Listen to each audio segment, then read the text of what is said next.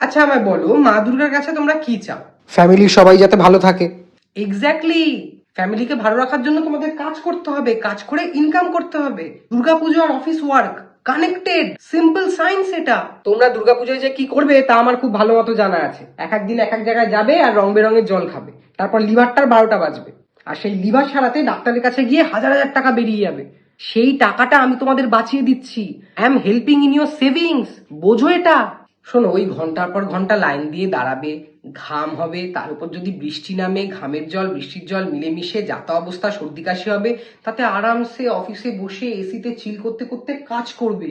এটা বেটার না? আর আজকালকার দিনে পুজোতে দশমীতেই ভাসান দেয় না, একাদশী দ্বাদশী ত্রয়োদশী অব্দি ঠাকুর থাকে প্যান্ডেলে। ঠিক আছে, ঠাকুর দেখার অনেক সুযোগ পাবে তোমরা, আর তখন ভিড়ভাড়টাও কম থাকবে। মন দিয়ে কাজ করো তো, ছুটি ছুটি করছে বাচ্চাদের মতো। তোমরা ইউএস এর ক্লায়েন্টের জন্য কাজ করো, ক্রিসমাসের ছুটি চাইলে তাও আলাদা ব্যাপার। দুর্গাপুজোর ছুটি চাইলে আমি কি বলবো ওদের? দুর্গা ঠাকুর যে কে সেটা এক্সপ্লেন করতে করতে তো আমার মাথা খারাপ হয়ে যাবে। তোমরা চাও তোমাদের বসের মাথাটা খারাপ হয়ে যাক? আচ্ছা শোনো, আজকাল এত থিমের পুজো হচ্ছে, তো তোমরা ভাবো আমাদের অফিসটাও একটা প্যান্ডেল, এখানেও একটা থিম চলছে, কর্পোরেট থিম। তোমরা আসো, মন দিয়ে কাজ করো, আমি তোমাদের সবাইকে মাংকো ভাত খাওয়াবো।